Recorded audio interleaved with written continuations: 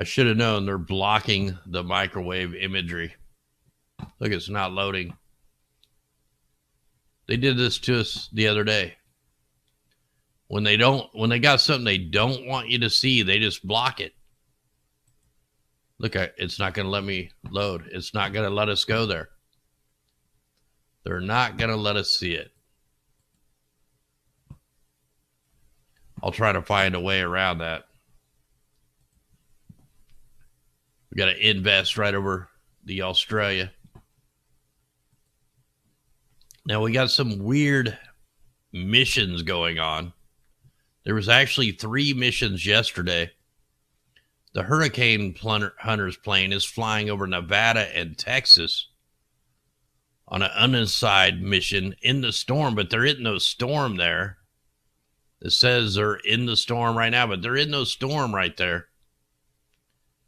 And they're not dropping any drop-ons. What are they doing? You can see they've flown all the way from Nevada all the way down to Louisiana. Well, I got to looking.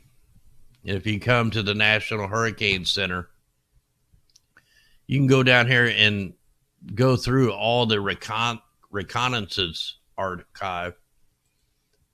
So I just went back and I looked at one from January 31st, 2021. So they had flights going on in the Atlantic, in the Pacific. So the flight that was going on in the Pacific was right where the bunker fuel operation was going on. 25 drops, approximately 60 nautical miles apart within the area bounded by, you can go ahead and see where they were flying. Flight 2, 30 drops, approximately 50 nautical miles apart within the area bounded. Additional day outlet, 2 U.S. Air Force Reserve C-130J aircraft and the NOAA G-5 aircraft may fly 3 concurrent atmospheric river missions over the central and eastern Pacific. You know, they're changing the atmospheric river. They could also do this with electromagnetics. Now we're over here. We're looking out here in the Pacific, we're in the Pacific right now. And all these lines, all these lighter lines that you see, these are the bunker fuel ships. Every time we see them deploying this stuff, there's a big weather pattern change. And stuff goes haywire with the weather, with the weather patterns. So not only are they deploying the most toxic emissions and carcinogens, you know, it's multifaceted. It does different things. So we got a major bunker fuel operation out here.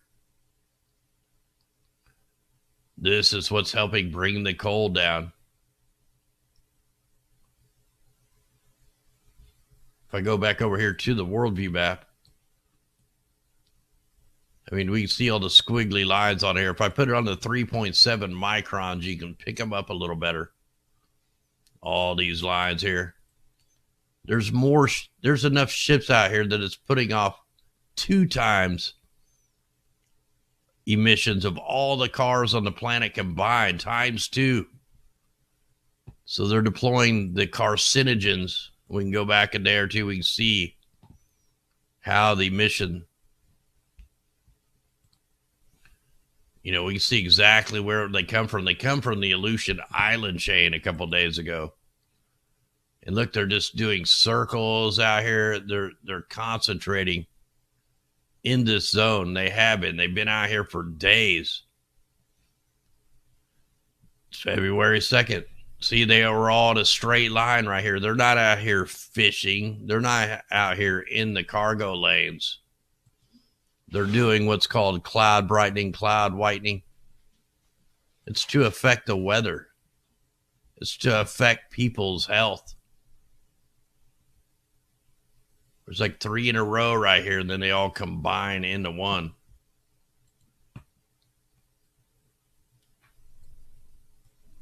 So major weather pattern change coming up. And of course, you got aerosols being deployed. When you come over here to the GOES 16, you know, if you don't have a browser plug-in to enable high contrast, you won't see them, but we can just see all these lines right here. They're toxifying the sky from the aircraft. Look at these heavy aerosols coming in California. You know, even NASA admits that what they're deploying right now is worse than all the aviation in history. Here, I'll play just a second of that clip.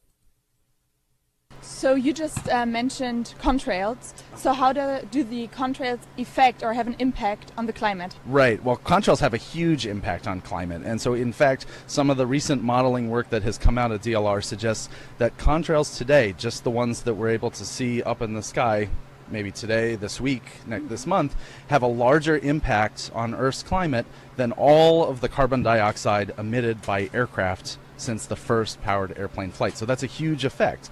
And so even as CO2 accumulates, greenhouse gases accumulate in the atmosphere, the impact of these contrails trapping heat and reflecting sunlight back into space is having a huge effect on the Earth's energy balance. And so that's right, ladies and gentlemen, they're dumping more particles this week than all of the aviation since the very first plane. That's why our skies are so toxic. That's why we're all have a chest infection.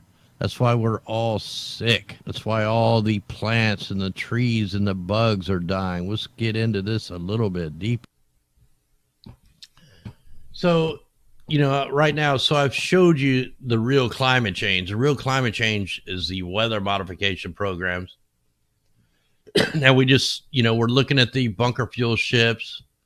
We're looking at the chemtrails and what you know, I've talked about the space mirrors that they're beaming down, the electromagnetics. I mean, look at this huge mission. The white lines are the bunker fuel ships. The dark blue lines are the chemtrails. That's two parts of the mix. Well, there's a third part, which I'll play just one more little quick clip of it.